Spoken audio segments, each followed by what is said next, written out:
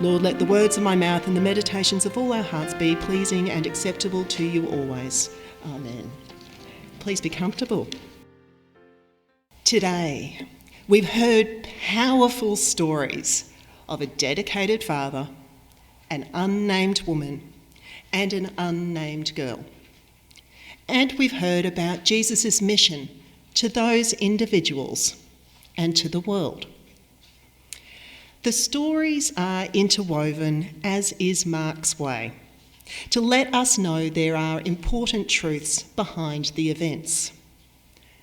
These are desperate stories with two female protagonists. So let's begin with the backstories of the woman and the girl that Jesus healed. As we've seen as we've worked our way through Mark, we've nested stories again, an intercalation. A 12-year-old girl is perilously close to death, and her father comes to Jesus, throwing himself down in the desperate hope she will be healed. A religious leader, Jairus, risks his reputation, status and position for the sake of his child. It is an act of great faith as well as desperation. Jesus goes with Jairus without question, and on the way the woman in the crowd approaches. She has heard of this man and recognises her chance. If she can just touch his cloak, she may be healed of this condition that harms no one but her, and yet has forced her to the edge of society for 12 long years, isolated and alone. So for context, let's look at the law of the time for this woman. Now, all women had a 7-day period of impurity at the time of their menstruation. Childbirth had similar laws. In many ways, what a blessed rest that would have been for busy women, to be relieved of some of those societal duties at those times. It was a law that was helpful. However, this woman didn't just have a regular cycle. She was bleeding continually. And so we don't know why. Potentially she had something like polycystic ovary syndrome and she had intermittent bleeding, or potentially she even had a traumatic birth and a fistula. But we don't know why, but we do know she was no risk to anyone else. She was suffering, and her suffering was compounded by a law that pushed her to the fringe and made her unclean. For 12 years, she suffered alone, unclean, to the point that even her bed, her seat, and those that touched her were called unclean. It's unthinkable. The woman in the crowd is alone. We know she spent all her money, not her husband's money, and so we can deduct from that she was either unmarried or she was divorced, because consummation of the marriage was essential in that society, and her ritual impurity made her unmarriable, and had she been married would have been grounds for divorce. She is alone, impoverished and suffering. But now, Jesus has arrived. She attempts to remain hidden in the jostling crowd because she is unclean and untouchable, and if she is caught, she will be stoned all the way back until she reaches her home. But she takes that risk. She breaks the law and society's taboos in the desperate hope that this man is what he seems to be. The story that bookends that of the woman is Jairus' approach to Jesus for his daughter. Jairus' daughter is privileged and has status. She is loved by her father and protected. As the daughter of a religious leader, she is ensconced in the religious structures and life of the community. She has had 12 years of childhood, of life. Her 12 years have been the polar opposite of the woman's. And here she lies, close to death. While Jairus uses a fatherly endearment, calling her his little daughter, the reality is that this child is on the cusp of adult life and adult responsibilities. Because paternity was so important in that society, it was common amongst the elite in Roman communities to betroth girls to promise them from as young as 12 years of age. By 14, they were married and starting their families. Men married later in their 20s. Unthinkable to us today. Girls started their families in their early to mid-teens, a time when their pelvises had not yet fully developed. They became mothers when they themselves were still growing. Their bodies were yielding the nutrition they needed to grow for the birth and the growth of the babies within them. It was a time without obstetricians or modern medicine. This little girl was on the cusp of being prematurely thrust into adult life. Her time of childhood was about to end, and now it seems life itself is about to be extinguished, and she will never experience adulthood. So with this in mind, let's turn our attention to the text today, to the parallel themes in our readings and the contrasts that tell an interrelated story. We have two desperate approaches. Both Jairus and the woman in the crowd take extraordinary risks against society's expectations to come to Jesus. We have two female protagonists in desperate need. A woman who has suffered for 12 years and a child whose 12 years of life are about to end. In both stories, there is disbelief and obstruction. The curious crowd jostles Jesus, and the woman has to fight her way through. The disciples cannot believe that Jesus felt someone touch him and power leave. In the story of the young girl, a commotion was taking place, and it has been suggested that these were professional mourners, people who were paid to do the crying and the lamenting on the death of a person in a family. As Jesus confronts them and tells them to stop as the child is asleep and not dead, they treat him with scorn. On a side note, this story is almost universally read as Jesus raising a dead child. But that's not what Jesus says. It's a story for another day, unless of course you're keen for a 2-hour sermon. But I'm curious about what that could mean. Might be worth exploring in 3 years' time when the reading comes again. So Jesus affirms and responds to the faith of both Jairus and the woman. He tells Jairus to ignore the commotion around him and just believe. Instead of letting the woman slip, healed and healthy, back into the crowd, he insists on bringing her publicly before him and restores her to the community and commends her faith. Jesus boldly transgresses the boundaries of society at that time, as do the ones that come seeking healing.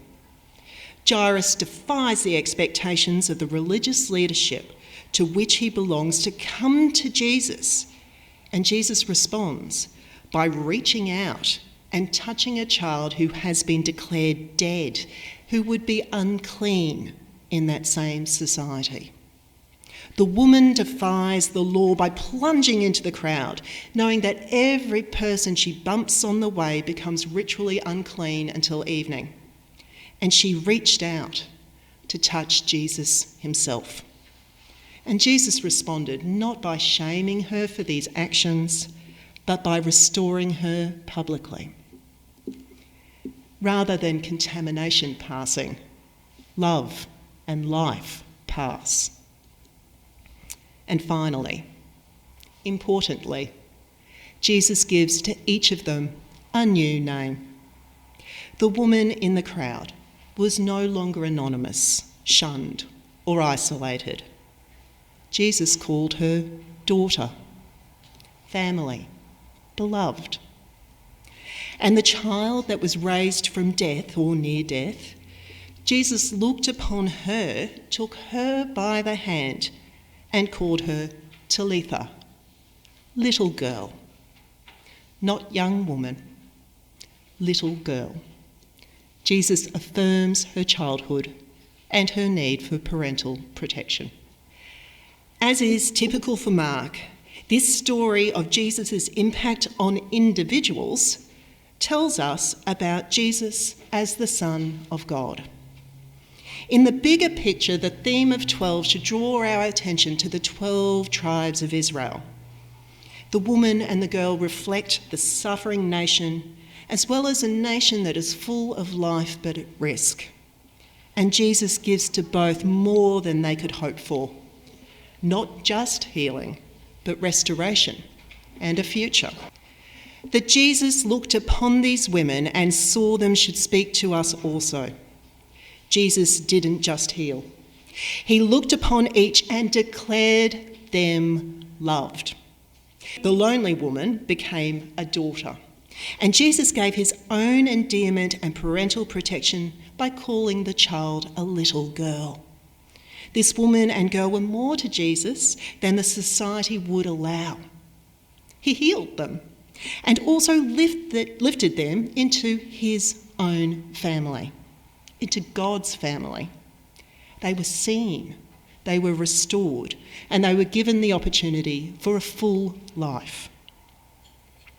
Society would have prevented this healing by rigid application of purity codes.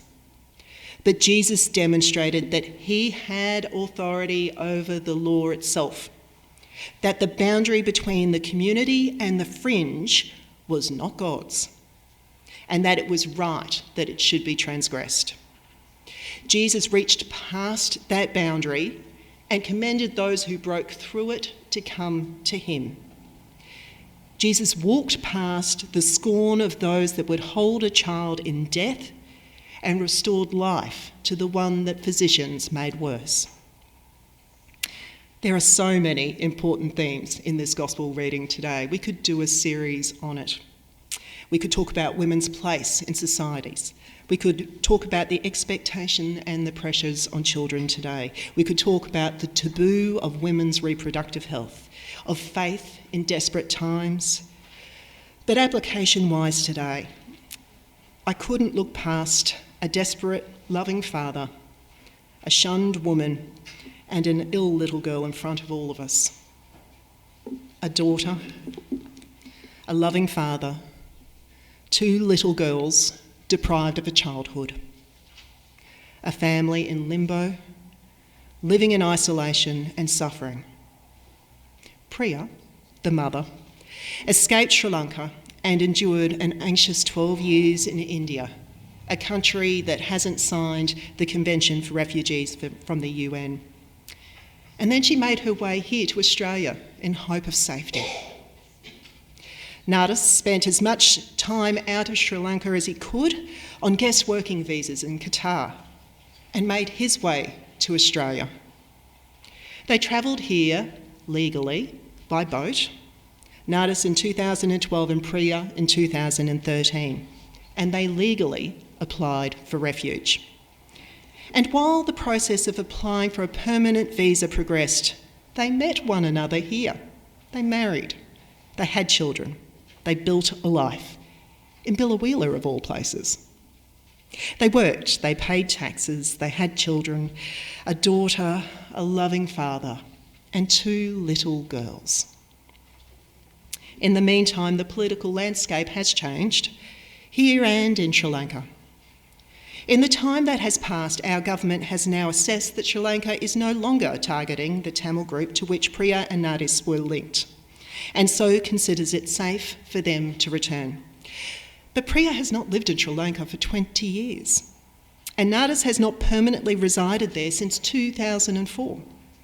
They have survived war and hardship, and finally found a safe haven and a peaceful life in Biloela. The girls never have been to Sri Lanka. These people have names. They are known and they are loved by God. And we are treating them as an abstract cautionary tale. The family was ripped from Biloela and deported. But the courts found that the youngest, Tharnaka, had not been afforded due process while the plane was in the mid-air. Can you imagine the parents? But instead of sending them home while the legal process continued, we sent them to detention. Now we know they are no risk to our community. We know they will not abscond. And yet we are making an example of this mother, this father, and these little girls. They were imprisoned on Christmas Island for having the audacity to attempt to keep and settle their children here, for continuing a legal process to keep their kids safe. And we are told that this cruelty will stop the boats. And it is a terrible, dangerous way to get to Australia. And it has, in some ways, successfully arrested that flow of boats. But at what cost?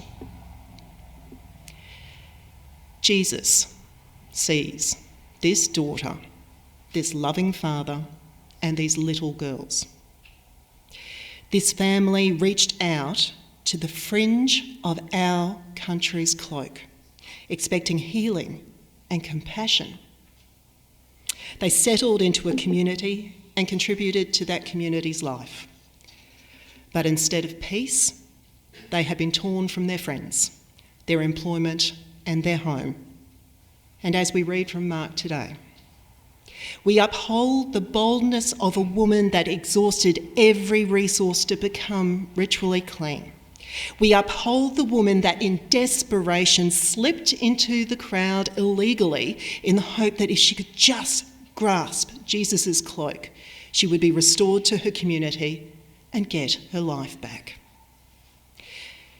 Her suffering would end.